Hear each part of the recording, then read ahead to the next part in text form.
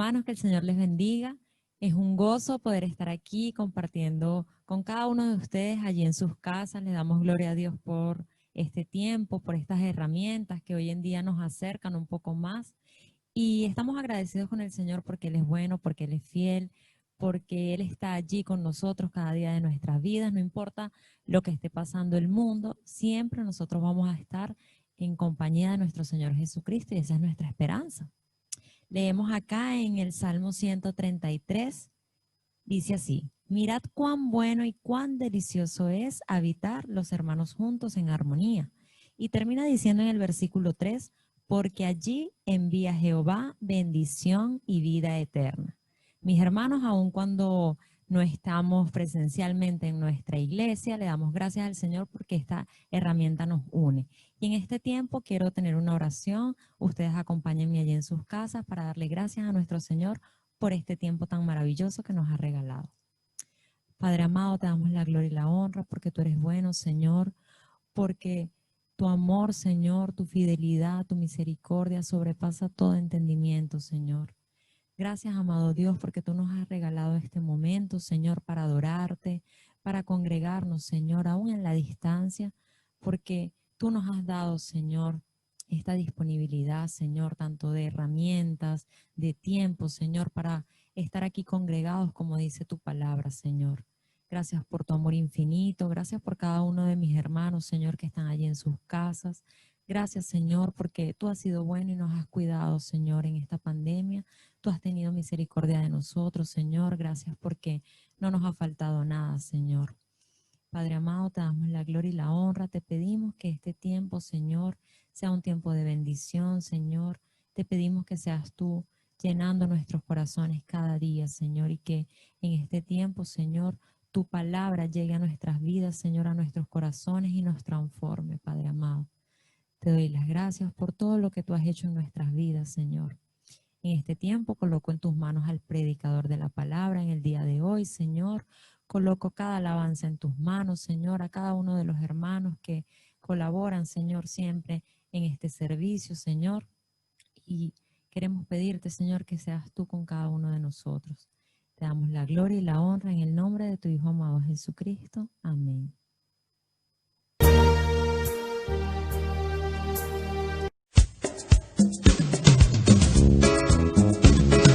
No hay un saludo más lindo que el saludo del cristiano. No hay un saludo más lindo que el saludo del cristiano. Se da la mano y se dice: Dios te bendiga, mi hermano. Se da la mano y se dice: Dios te bendiga, mi hermano. Dios te bendiga, Dios te bendiga, Dios te bendiga, mi hermano.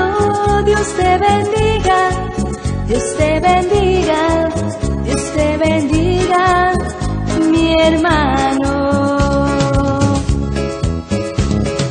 No hay un saludo más lindo que el saludo del cristiano. No hay un saludo más lindo que el saludo del cristiano. Se da un abrazo y se dice: Dios te bendiga, mi hermano. Se da un abrazo y se dice: Dios te bendiga, mi hermano. Dios te bendiga, Dios te bendiga, Dios te bendiga, mi hermano. Dios te bendiga, Dios te bendiga, Dios te bendiga, mi hermano.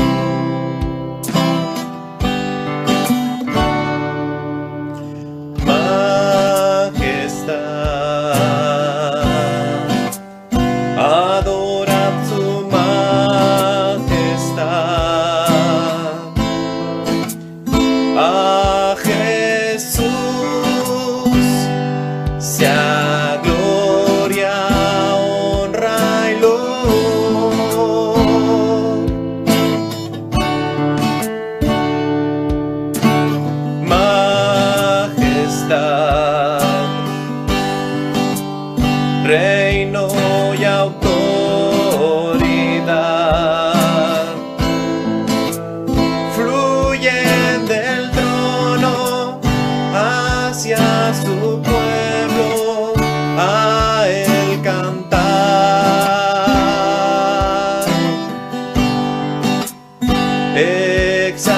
Exaltad y proclamad el nombre de Cristo. Magnificad, glorificad a Cristo el Rey.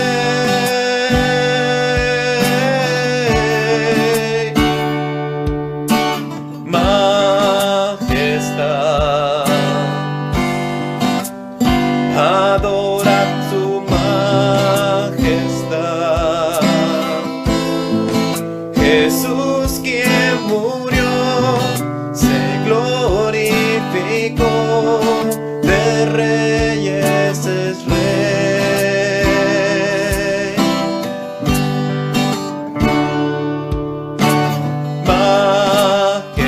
Majestad, adorad su majestad.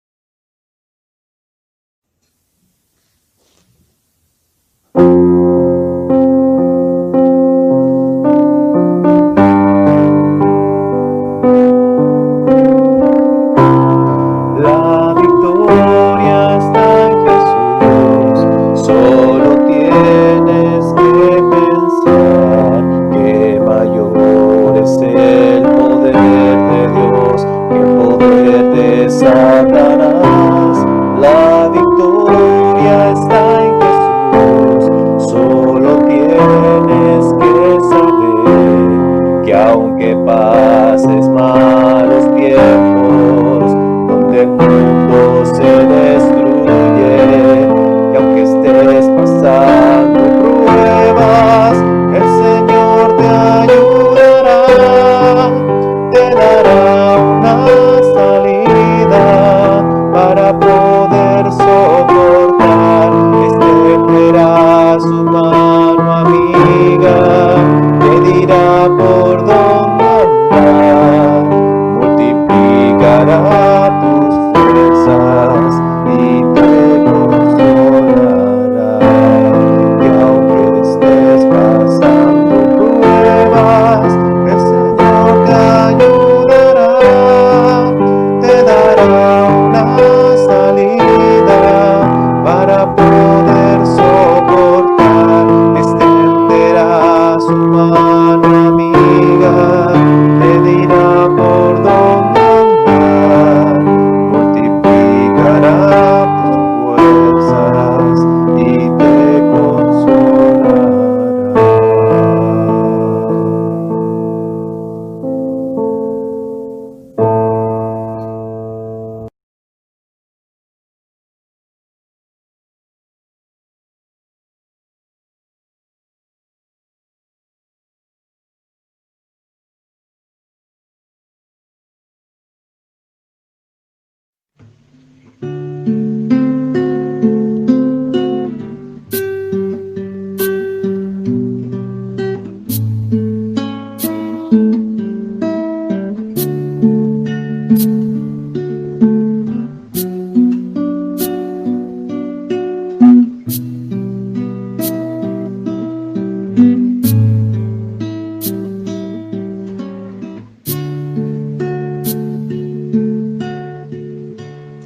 Él es mi paz, ha quebrado todas mis cadenas. Él es mi paz.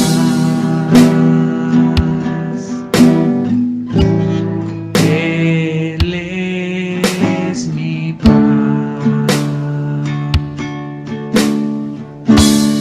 Él es mi paz, ha quebrado todas mis cadenas.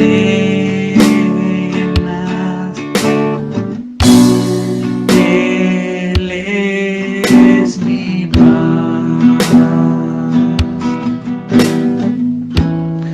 Él es mi paz.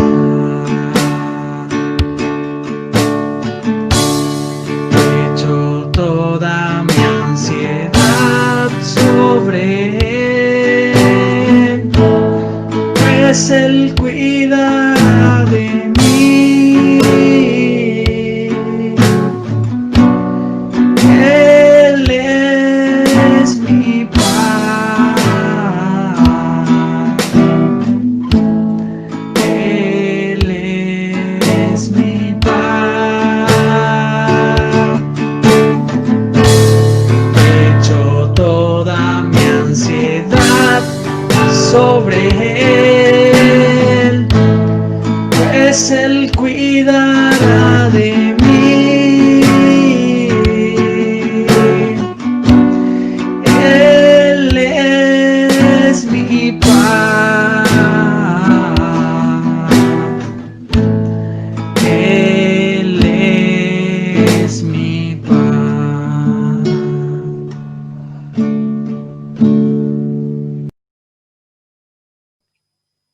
Gracias le damos al Señor por este tiempo de alabanza y adoración que hemos tenido.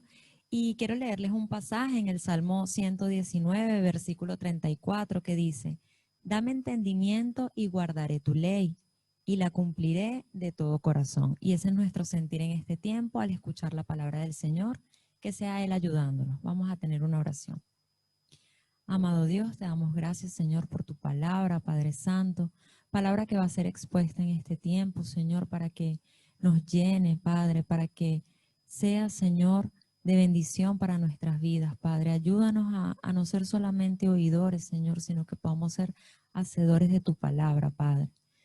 Así como dice en este pasaje, Señor, que seas tú dándonos ese entendimiento, Padre, esa sabiduría para comprender lo que tú nos quieres hablar en este tiempo, Señor.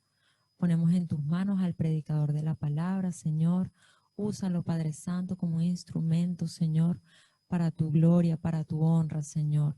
Lo ponemos en tus manos, Padre Santo, confiado, Señor, en que tu palabra no volverá a ti vacía, Señor. Permite que esa palabra haga mella en nuestros corazones, Señor, y nos transforme de día en día, Señor.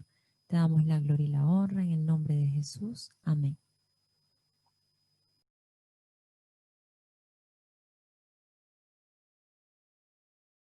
Buenas tardes y sea que el Señor les bendiga. Vamos a seguir, retomamos las predicaciones acerca del libro de Josué. Recuerden que estamos viendo una serie de predicaciones que hemos titulado Ganando y Perdiendo y que se concentran en los libros de Josué, Jueces y Ruth. Y ahora vamos a ver, ya vamos por el capítulo 2 del libro de Josué. Vamos a ver un tema que yo he titulado Preparativos para la batalla.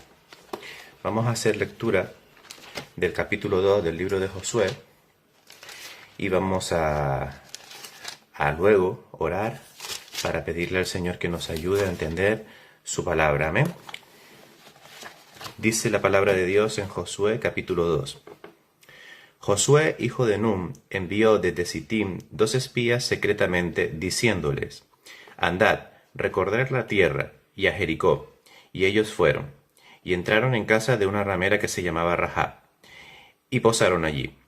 Y fue dado aviso al rey de Jericó, diciendo: He aquí que hombres de los hijos de Israel han venido aquí esta noche para espiar la tierra.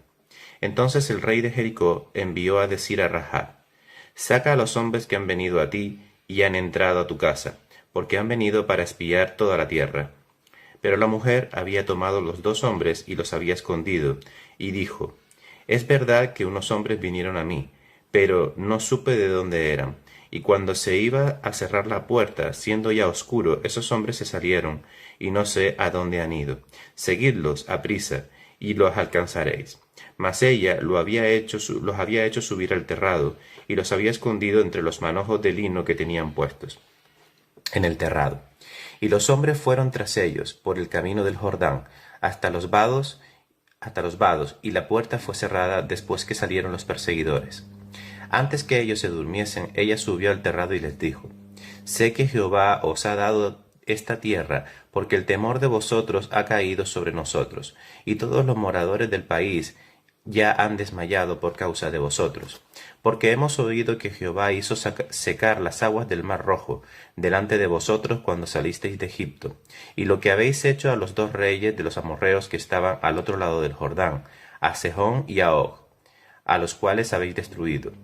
Oyendo esto, ha desmayado nuestro corazón, ni ha quedado más aliento en hombre alguno por causa de vosotros, porque Jehová vuestro Dios es Dios arriba en los cielos y abajo en la tierra. Os ruego pues ahora que me juréis por Jehová, que como he hecho misericordia con vosotros, así lo haréis vosotros con la casa de mi padre, de lo cual me daréis una señal segura, y que salvaréis la vida de mi padre y de mi madre, a mis hermanos y hermanas, y a todo lo que es suyo, y que libraréis nuestras vidas de la muerte. Ellos respondieron: Nuestra vida responderá por la vuestra, si no denunciareis este asunto. Nuestra vida responderá por la vuestra, si no denunciaréis este asunto nuestro, y cuando Jehová nos haya dado la tierra, nosotros haremos contigo misericordia y verdad. Entonces ella los hizo descender con una cuerda por la ventana, porque su casa estaba en el muro de la ciudad, y ella vivía en el muro. Y les dijo: Marchaos al monte, para que los que fueron tras vosotros nos encuentren, y estad escondidos allí 3 días, hasta que los que os siguen hayan vuelto, y después iréis por vuestro camino. Y ellos le dijeron: Nosotros quedaremos libres de este juramento con que nos has juramentado. He aquí, cuando nosotros entremos en la tierra, tú atarás este cordón de grana a la ventana por la cual nos descolgastes, y reunirás a tu casa en tu casa a tu padre y a tu madre, y a tus hermanos y a toda tu familia, y a toda la familia de tu padre. Cualquiera que saliese fuera de las puertas de tu casa, su sangre será sobre su cabeza, y nosotros sin culpa. Mas cualquiera que estuviese en casa contigo, su sangre será sobre nuestra cabeza, si mano lo tocare. Y si tú denunciares este asunto, nuestro asunto, nosotros quedaremos libres de este juramento, con que nos has juramentado. Ella respondió, sea así como habéis dicho. Luego los despidió y se fueron, y ella ató el cordón de grana a la ventana. Y caminando ellos llegaron al monte y estuvieron allí 3 días hasta que volvieron los que les perseguían. Y los que les persiguieron buscaron por todos los caminos, pero no los hallaron. Entonces volvieron los 2 hombres, descendieron del monte y pasaron y vieron a Josué, hijo de Nun, y le contaron todas las cosas que le había acontecido. Y dijeron a Josué, Jehová ha entregado toda la tierra en nuestras manos, y también todos los moradores del país desmayan delante de nosotros. Amén. Vamos a orar para pedirle al Señor que nos bendiga y que nos enseñe en su palabra. Querido Padre Celestial, Señor Jesús, hemos leído, Señor, una porción de tu palabra.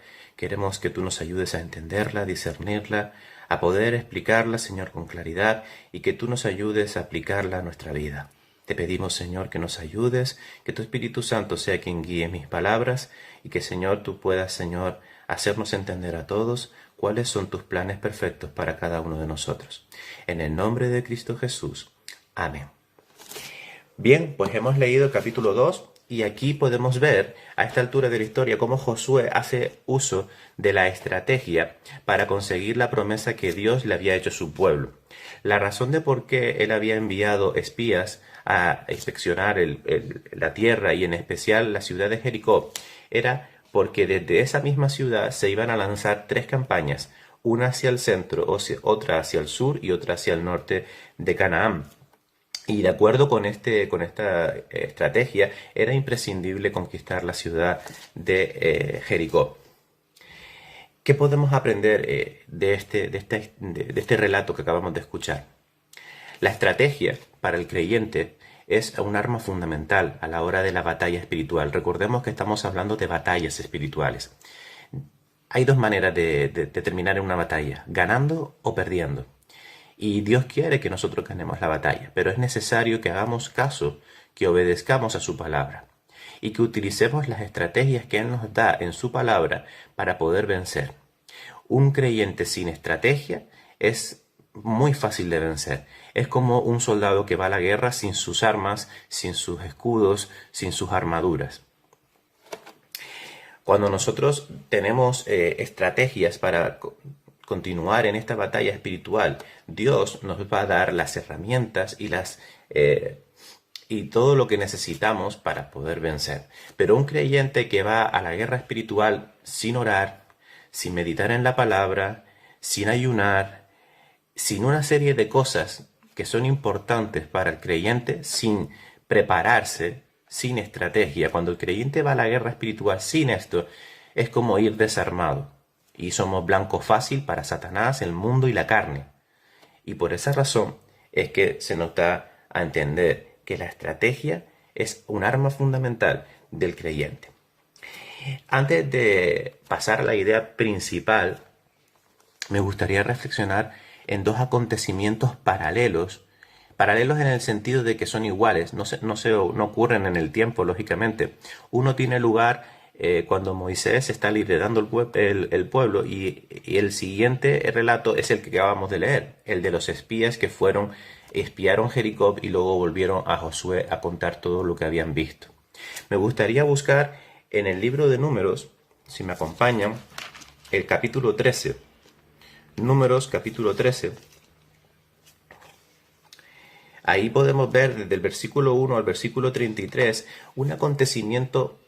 No es paralelo la palabra, pero es idéntico, casi idéntico, porque Moisés también envía espías para observar cómo es la tierra y sus moradores, ¿no? La tierra de Canaán.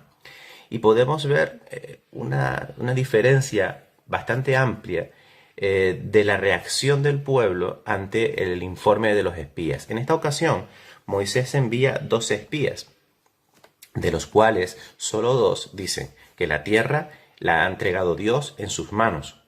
y que son conocedores del poder de Dios y confían en el poder de Dios para vencer. Y los otros 10 vemos que han tenido una reacción negativa, una reacción incrédula ante las palabras que Dios ya había dado con anterioridad. Vamos a leer el versículo 28 del capítulo 13 del libro de Números, para leer el relato de los 10 espías, el relato negativo. Dice el versículo 28, capítulo 13 del libro de Números. Mas el pueblo que habita aquella tierra es fuerte, y las ciudades muy grandes y fortificadas. Y también vimos allí a los hijos de Anac.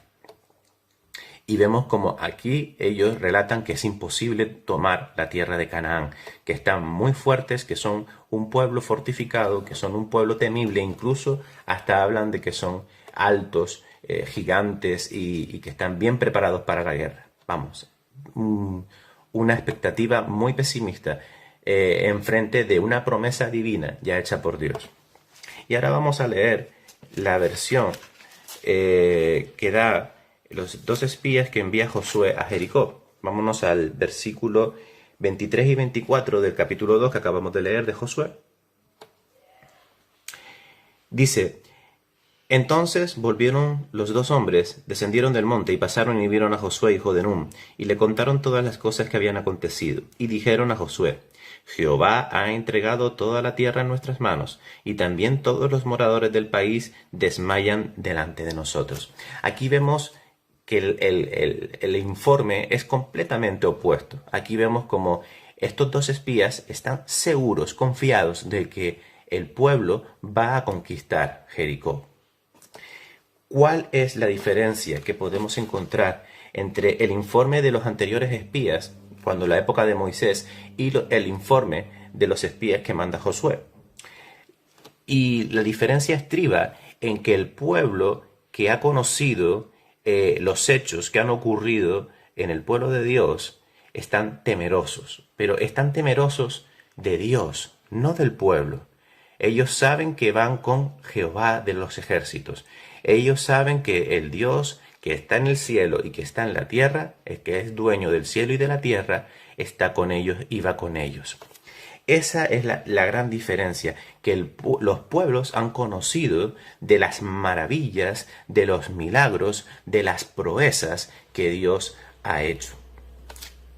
¿Qué podemos aprender nosotros comparando estos dos relatos?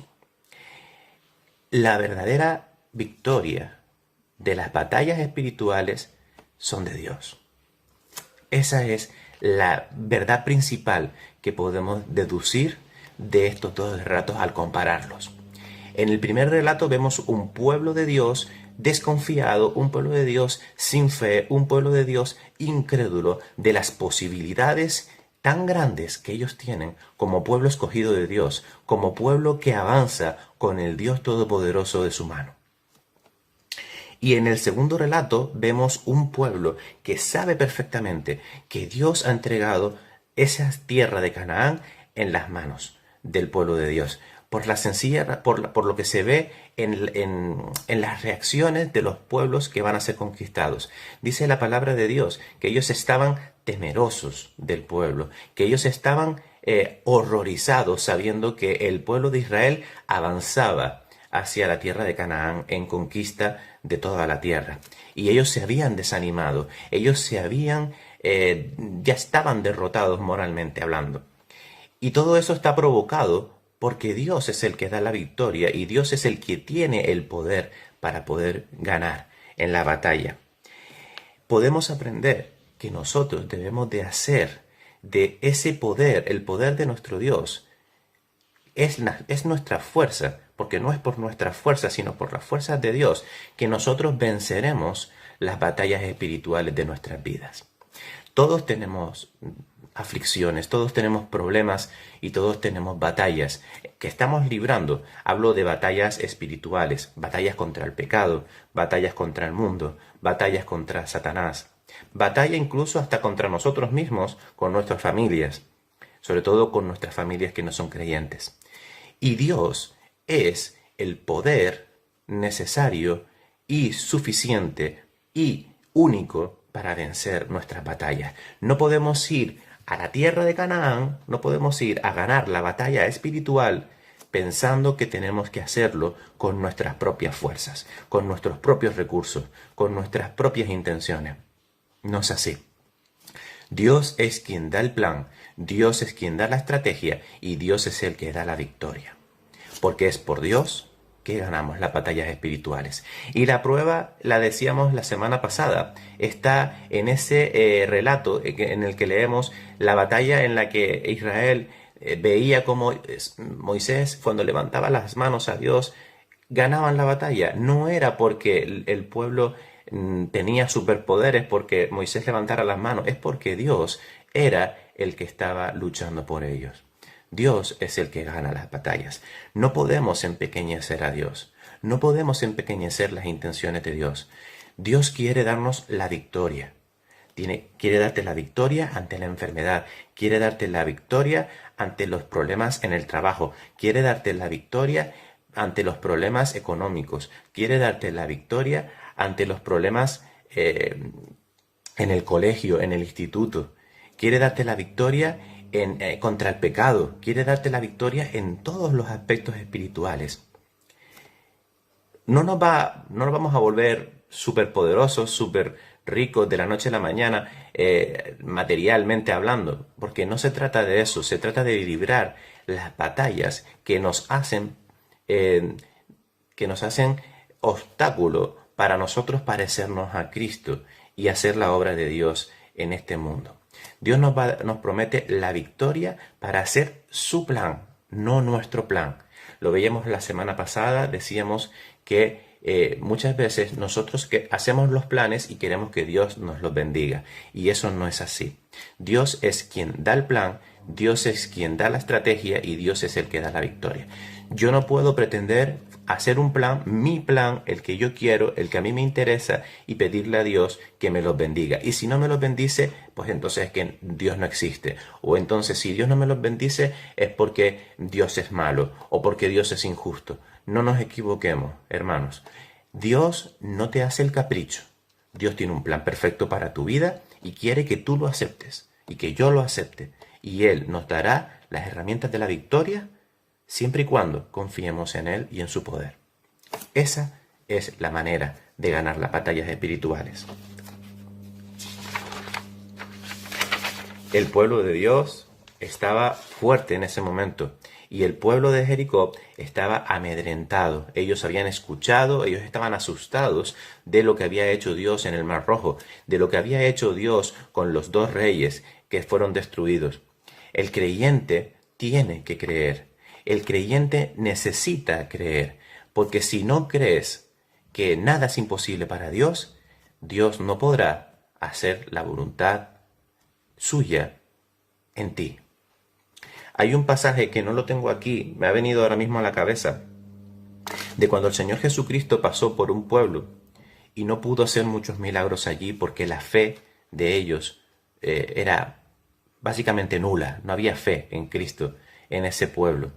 Y Jesús no pudo hacer muchos milagros allí. Y no recuerdo ahora mismo el pasaje. Sí te invito a que lo indagues y lo busques. Pero quiero traerlo a correlación porque ahí es donde se demuestra que sin fe es imposible agradar a Dios. Y sin fe es imposible que Dios nos dé la victoria. Y de fe vamos a hablar ahora. Vamos a hablar de la fe de Rahab. Y vamos a hablar un poco de esta persona que verdaderamente fue una heroína de la fe. Y ahí lo viene recogido en el libro de Hebreos. Si había algo más bajo, si había algo más pecador, si había algo socialmente más inmundo en la sociedad de los tiempos del Antiguo Testamento, ese era el mundo de las prostitutas y de la prostitución en el mundo hebreo. Sin duda alguna, Rahab era de lo más bajo, socialmente hablando, y lo más pecadora que se podía ver en esos tiempos. Sin embargo, leemos en Josué capítulo 2 que Rahab fue salvada por Dios. Vemos como Rahab, desde el principio, desde que estos hombres son buscados en Jericó, los ha escondido, los ha protegido, ha mentido por protegerlos. Esto no da pie a que podamos utilizar la mentira con buenos fines. La mentira es mala, no se hace. Pero ella, y no estamos justificando que haya sido bueno que ella haya mentido, pero ella hizo esto para proteger a los espías, que venían de Dios. Entonces, ella después de eso los ayuda a escapar. ¿Eso qué quiere decir de parte de Rahab? Rahab hizo una confesión de fe, descansó en las promesas de Dios y se agarró al símbolo de la salvación. Esos tres aspectos son los que queremos analizar ahora para poder relatar esa última idea principal que vamos a encontrar en este pasaje. Vamos a leer en el capítulo 2 de Josué las palabras de Rahab cuando ella despide a los perseguidores de los dos espías y regresa al terrado para hablar con los espías. Vamos a buscar en el capítulo 2, el versículo 15 dice: entonces ella los hizo descender, un poquito más arriba, en el versículo 9, versículo 8. Antes que ellos se durmiesen, ella subió al terrado y les dijo: sé que Jehová os ha dado esta tierra, porque el temor de vosotros ha caído sobre nosotros, y todos los moradores del país ya han desmayado por causa de vosotros, porque hemos oído que Jehová hizo secar las aguas del mar Rojo delante de vosotros cuando salisteis de Egipto, y lo que habéis hecho a los dos reyes de los amorreos que estaban al otro lado del río Jordán, a Sehón y a Og, a los cuales habéis destruido. Oyendo esto, ha desmayado nuestro corazón, ni ha quedado más aliento en hombre alguno por causa de vosotros, porque Jehová vuestro Dios es Dios arriba en los cielos y abajo en la tierra. Aquí Rahab está haciendo una confesión de fe. Ella está reconociendo a Jehová, a Dios, como el único Dios arriba en el cielo y abajo en la tierra. Y es un Dios que a sus enemigos despedaza, básicamente desalienta. No hay manera de vencer al Dios vivo. Y Rahab ha hecho una confesión en estos versículos de su fe en ese Dios vivo. Y ahora dice en el versículo 12: os ruego pues ahora que me juréis por Jehová que como he hecho misericordia con vosotros, así la haréis vosotros en la casa de mi padre, de la cual me daréis una señal segura, y que salvaréis la vida a mi padre y a mi madre, a mis hermanos y hermanas, y a todo lo que es suyo, y que libraréis nuestras vidas de la muerte. Aquí tenemos como Rahab, después de haber confesado que Dios es Dios, ella ha abrazado la promesa de Dios salvadora, la promesa salvadora de aquel que cree en el Dios vivo. Y en nuestra época es Cristo Jesús, pero en la época de Rahab era reconocer que Dios es Dios y rendirse a los pies de Dios. Y vemos cómo ella agarra esta promesa de misericordia, porque también sabe que Dios es un Dios de misericordia, y abraza esta misericordia para ser salva ella y toda su casa. Y va muy relacionado con los escritos del Nuevo Testamento cuando leemos esos versículos, cuando dice: cree en el Señor Jesucristo y serás salvo tú y tu casa. Es lo mismo, es la misma confesión, es la misma promesa y es el mismo abrazar de esa promesa de salvación por la misericordia de Dios. Y ahora vemos el símbolo por el cual ella se aferra a esta promesa, el símbolo que los espías le han dado para que ellos puedan saber dónde están y que sean salvos. El cordón de grana por el que ellos descienden para descender por la muralla de Jericó y escapar es el mismo símbolo que usan para poder salvarlos en el momento de la invasión de Jericó. Y podemos ver una sombra, ¿verdad?, en los colores de la sangre de Cristo Jesús. El cordón de grana, un color rojo, un color de color sangre, el mismo color de sangre, de la sangre que se untó en los dinteles de las puertas en Egipto cuando el ángel de la muerte pasó y no les hizo daño a aquellos que tenían sus dinteles marcados con esa sangre que ahora es de color rojo en un cordón de grana, y que más tarde será la sangre perfecta y única y última de nuestro Señor y Salvador Jesucristo. Qué precioso símbolo, el símbolo que nos da la fe para creer que todo lo que Dios ha hecho por nosotros es verdad.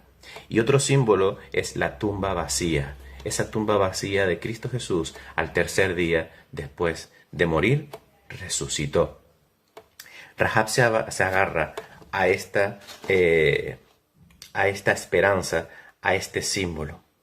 Y aunque Rahab haya tenido una vida completamente sumergida en el pecado, ella fue salva por la fe. Fue salva por la fe, y esta fe se ejemplificó en obras a la hora de ayudar a los espías. Y por esa fe ella fue trasladada a los anales de la historia como una heroína de la fe.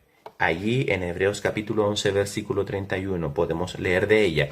Y además Dios le dio la bendición de ser una antecesora en la línea mesiánica, y lo podemos leer en Mateo capítulo 1 versículo 5.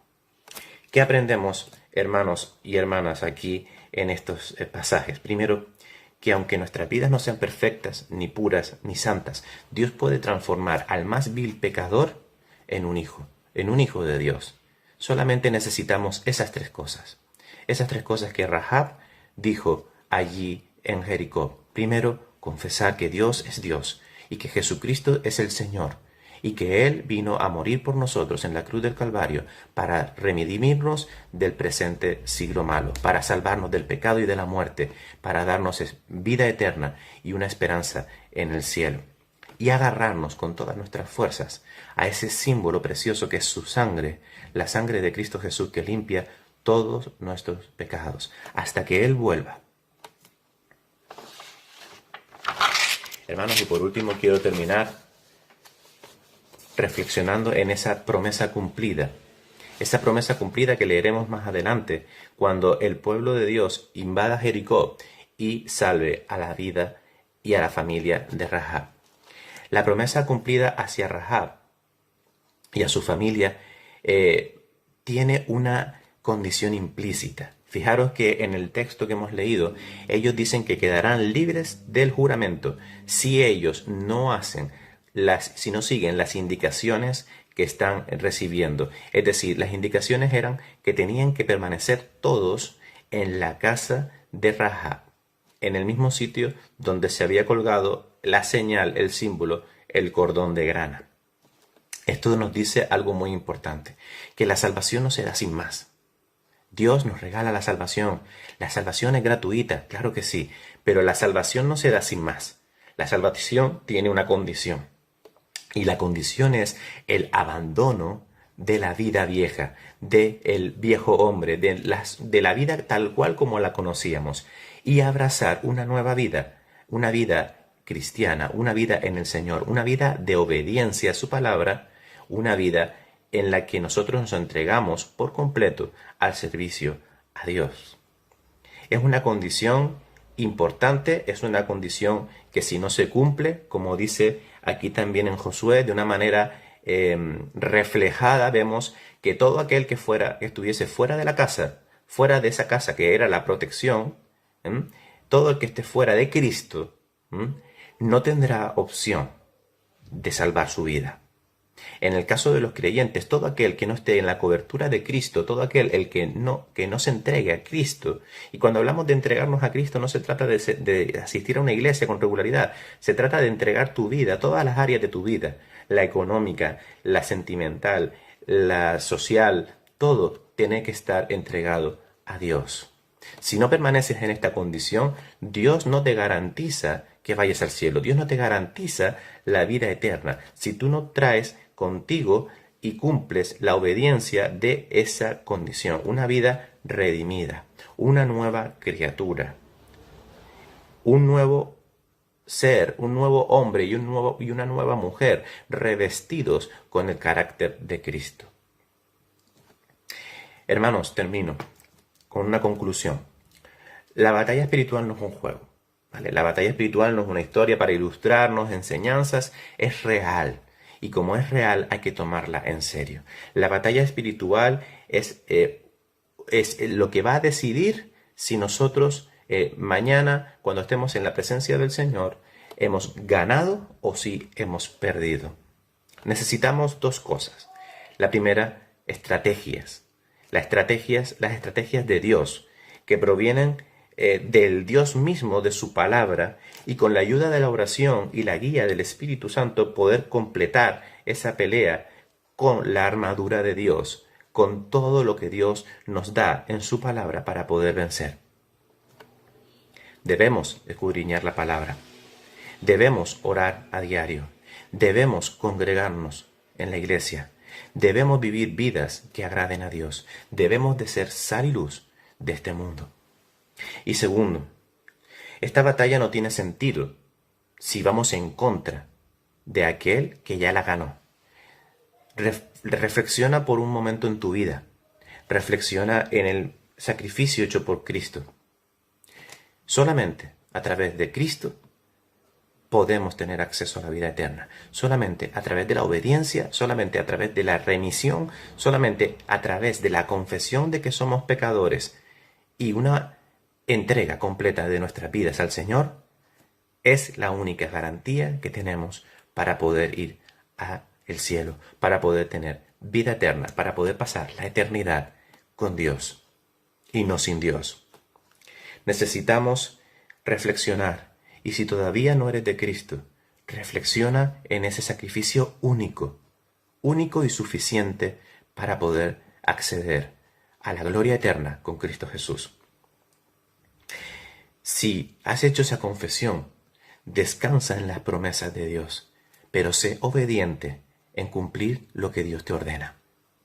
Persevera en la vida cristiana con la ayuda de Dios, del Espíritu Santo y con el apoyo del cuerpo de Cristo. Hermanos, espero que hayamos podido aprender más de la palabra de Dios. Seguimos estudiando Josué. La próxima ocasión serán 2 capítulos, 3 y 4. Y vamos a seguir aprendiendo más acerca de la batalla espiritual. Recordemos una cosa, la batalla espiritual se gana de rodillas, se gana porque Dios es quien nos va a dar la victoria, no por nuestras fuerzas, porque no podríamos, sino por las fuerzas de Dios. Amén. Que el Señor les bendiga, mis hermanos.